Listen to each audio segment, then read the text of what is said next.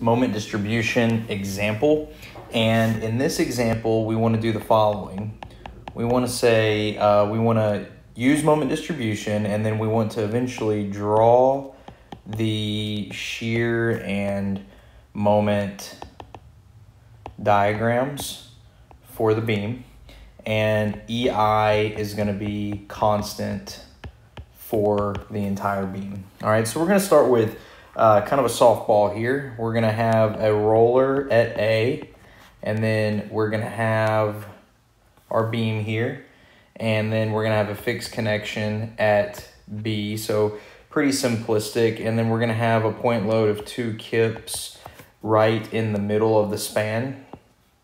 And here we're going to have 7 feet and 7 feet. So the total span length is 14 feet. So when we start the solution, we should notice that this is indeterminate to the first degree. Okay, obviously we've got 3 unknowns here and 1 unknown here. So 4 unknowns, 1 member. So we can quickly determine that that's indeterminate to the first degree. So pretty simple case. Because EI is constant, we don't necessarily have to use the K value for EI over L. We can use the relative stiffness value, which is just 1 over L. So I'm going to make a note here. Since EI is constant,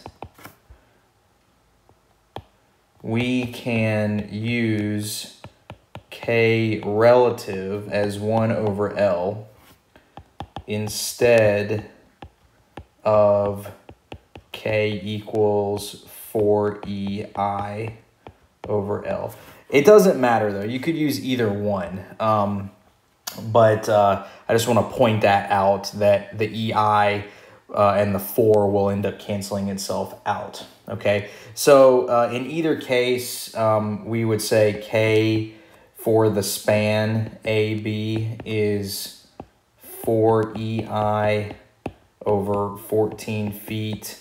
And then again, if we wanted to use K relative, because EI is constant, we would get just 1 over 14 feet. Because if you remember, K relative is 1 over L. So the next thing we need to get is our distribution factors. So the distribution factor for AB, so it's in span AB, but it's relative to A, is going to be equal to KAB over KAB plus 0. Now the reason why it's plus 0, again, if we're looking with respect to A, then there's nothing to the left of A. Okay, so the only thing that's connected to A is the member itself. All right, so the plus 0 represents the fact that there's nothing connected to the left of A. So if you look at this, this clearly ends up being 1. All right, and that would be the case whether you use K, 4EI over L or K relative. All right, next thing we need is the distribution factor in AB, but relevant to the fixed connection at B. All right, so again, this is KAB divided by KAB plus infinity. And again, what the infinity, where that comes from, is this wall right here. This wall provides, this fixed connection provides infinite stiffness. So where is the stiffness at this joint coming from? It's coming from the member connected to it, and the fact that this is a wall or a fixed connection infinitesimally to the right of B. So, which we say that wall provides infinite stiffness. So anything over infinity will give you a distribution factor of 0 right here.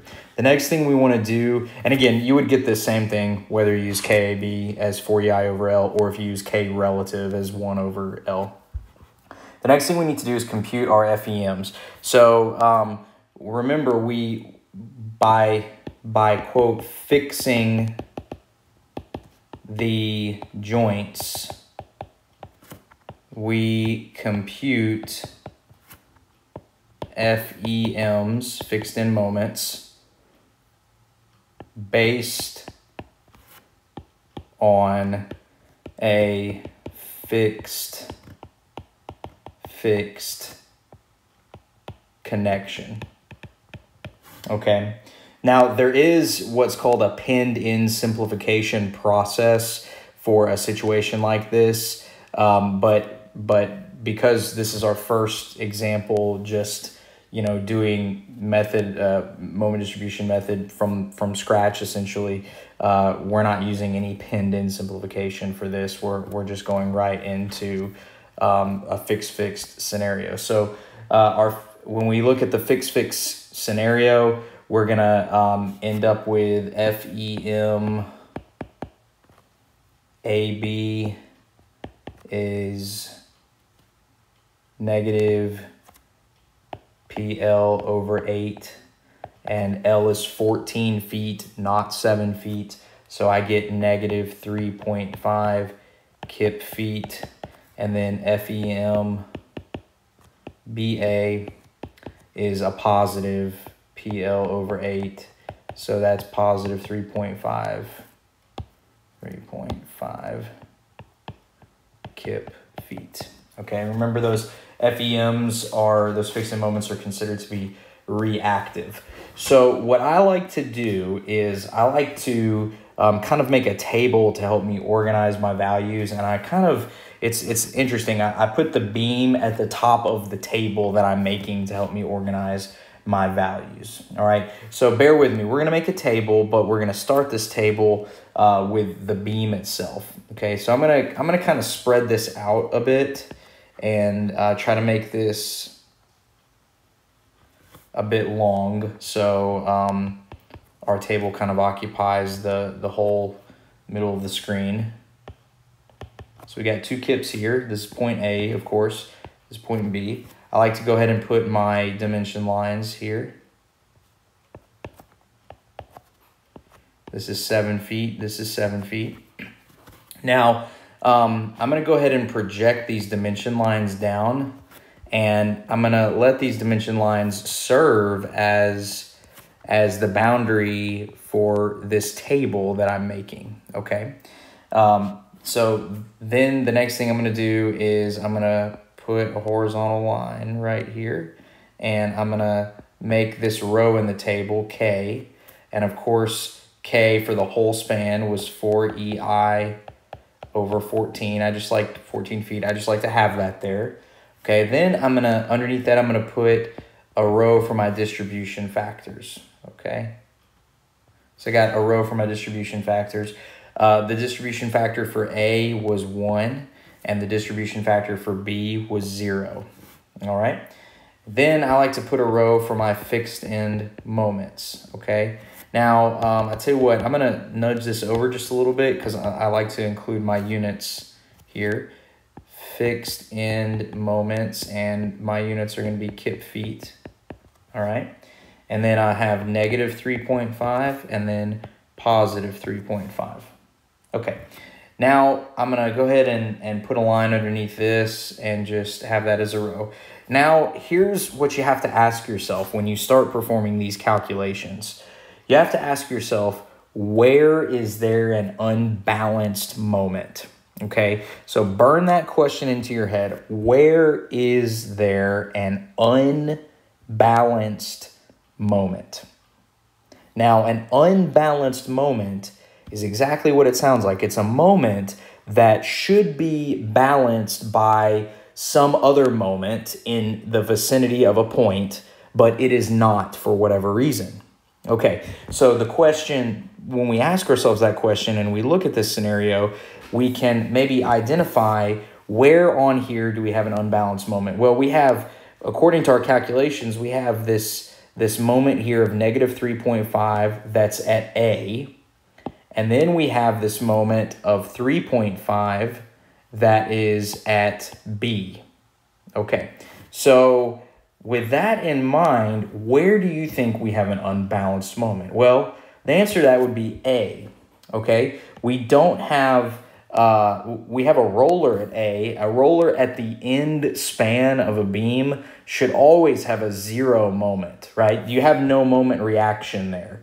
it's a roller, it's free to rotate. So that means that that moment really should be 0, but instead it's negative 3.5 kip feet. So down here, I'm gonna say we have an unbalanced moment at A, and it equals negative 3.5 kip feet.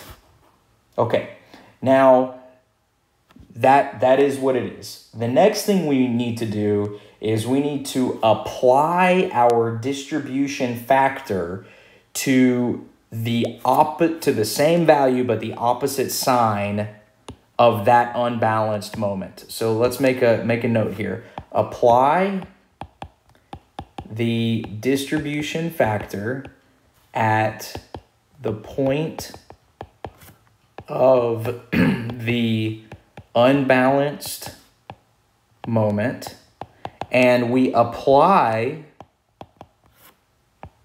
this distribution factor to the negative of the unbalanced moment.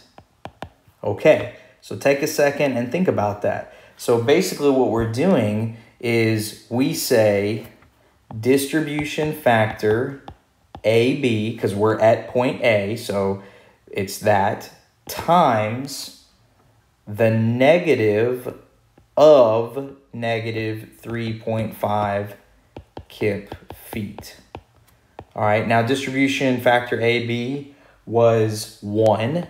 So we say 1 times 3.5 kip feet equals, of course, 3.5 kip feet. Okay, now what we do is we write this number that we just calculated underneath the unbalanced moment in our table. So here I'm going to write 3.5. Okay, and again, this 3.5 is this 3.5. Okay, now the next thing we do is we carry over.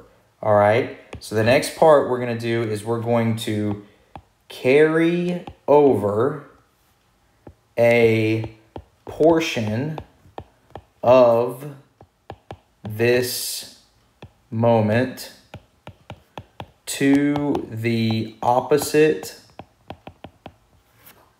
side of the span. And we're always going to use a carryover factor, which I'll start to abbreviate COF, of 0.5.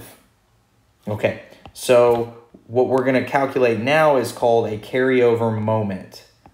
The carryover moment is equal to the carryover factor times 3.5 kip feet. So this 3.5 kip feet, again, is this one that we just calculated, okay? So we move that over here. Trying to deactivate this thing.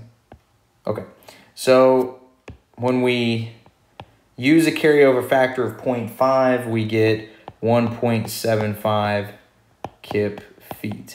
And that number is what we write beneath this, 1.75, okay?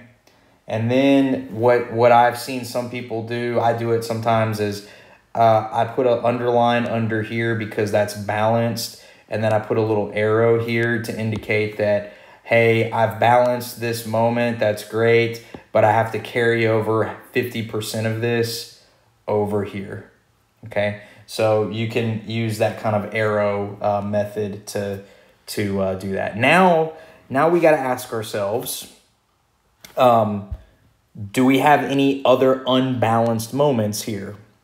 Well, the answer to that would be no, we don't have any other unbalanced moments. Because remember, we just balanced off this moment at the roller. That it should be 0, and we did it. if you add these two numbers together, you get 0. Now, do we have an unbalance at B?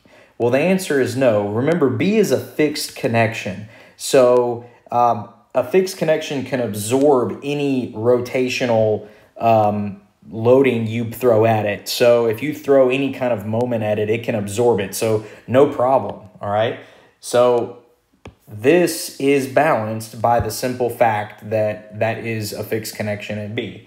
So then the next thing we do is we say our total moments equal, and we add vertically, okay? So at A, we get a net of 0, and then at B, we get a value of 5.25, and of course, these carry units of kip feet, don't forget that, okay?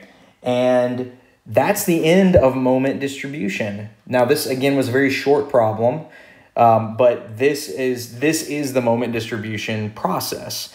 Now, our original problem said go ahead and draw the shear and moment diagrams. So let's do that. Let's do that, okay? We're going to keep scrolling, and what I'm going to do now is I'm going to draw a free body diagram of the beam, okay? Now, when I draw a free body diagram of this beam, what do I see? Well, I have an AY here for sure. I have a BY here, okay? I have a BX, and then I have a couple moment right here somewhere. Now, my question is, let's call that M sub B. Do I know M sub B? And also, do I know its direction? Well, the answer is yes. I actually do know M sub B. Guess what we just did? In this moment distribution process, this is M sub B. So moment distribution, we use it to get our moments at certain spots in a span, okay? So 5.25 kip feet, and it is positive, which means that it is going clockwise. If you remember, our sign convention for moment distribution says that clockwise values are positive. So this is a positive, so clockwise. So I'm gonna put my arrow in a clockwise fashion, and I can write 5.25 here, kip feet. Kind of stick it in there. 5.25 kip feet. And then, of course, don't forget your applied load here of 2 kips. And we have 7 feet and 7 feet. Okay, now check this out. Do we have enough equilibrium equations to solve for the other unknowns? Absolutely. If we say some of the forces in the, let's start with the easy one. Some of the forces in the x direction equals 0, then we clearly see bx is 0. And then I can say some of the moments about point B equals 0. And I like to call things going counterclockwise positive. So that would give us negative AY times 14 feet. And then that would give us plus 2 kips times 7 feet. And then that would give us minus 5.25 kip feet equals 0. And once I do that, I can rearrange some things, and I can get AY is 0.625 kips reacting upwards. So punch that in your calculator. Make sure you get the same thing I get. I'm actually double checking myself right now. And yep, I do get the same thing as I got the first time. So we have this, and then we're gonna sum forces in the y direction, set them equal to 0. And when we do that, we'll have positive 0.625 kips minus 2 kips, and then plus by equals 0. So then we'll have by equaling 1.375 kips reacting upwards. So one thing I want to make sure we understand is the sign convention. Remember, our sign convention for moment distribution is that Clockwise indicates a positive moment. So that is the sign convention for moment distribution. Now, for equilibrium equations, we have another sign convention. So we have two sign conventions working together. So when we look at equilibrium, we're asking ourselves, what do we call positive and negative in a mathematical equation? So for equilibrium purposes, we typically call rotations going counterclockwise positive. Now, that is not a contradiction. They just have to work together. So in moment distribution, when we got a positive 5.25 kip feet here, that positive indicates that is a clockwise rotating moment. Again, that is one sign convention. And then our second sign convention is, what do we call positive and negative in terms of rotations? So in a mathematical equation, we typically call things going counterclockwise positive, which is why this 5.25 shows up as a negative in this equilibrium equation. So again, two sign conventions happening in tandem with each other. So now that we have all of our external reactions, we're ready to draw the shear and moment diagrams. Now, what you could do, what I do sometimes is I may make my table here in such a way that I can even stack my shear and moment diagrams inside of the table here. And that would look really cool, because then you got the beam, you got your moment distribution calcs, and then beneath that, you can put your shear and moment diagram calcs. I didn't leave enough room for myself to do that, so I'm just gonna draw my shear and moment diagrams down here below. So let's do that.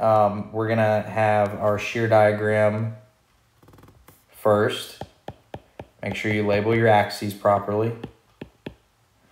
So AY jumps up by an amount of 0.625 kips. It stays constant for 7 feet. And then you encounter the 2 kips, which pushes you down to negative 1.375 kips. And then nothing happens for 7 feet. And then you hit BY, which pushes you back up to 0. So there's your shear diagram. And then this value right here is at the 7-foot mark, and this is of course at the 14-foot mark. And then our moment diagram in kip feet, that's an ugly axis, will be like this. We start at a moment of 0 at A, and then we get the area under the shear diagram, which is a positive area. 0.625 times 7 gets me 4.375. So I'm going to linearly increase to a positive 4.375 here. So that's linear. And then I encounter this negative shear area right here. So that would be 4.375 minus the quantity of 1.375 times 7 feet, and that takes me down to a negative number. That takes me down to a negative 5.25. So you may be wondering, well, something happened. I'm not closing, okay? But you will close, because remember, what else do you have at B? Well, you have a clockwise couple moment reaction at B, right? 5.25 kip feet, and it's going clockwise. And if you remember that when you encounter a clockwise couple moment, that causes a jump in the positive direction in your moment diagram, or in our case, a jump up in the moment diagram. So that jumps up right there, and this is our moment diagram. And just to make sure we remember our basics, these shapes are linear, okay? These are linear. All right, that's it.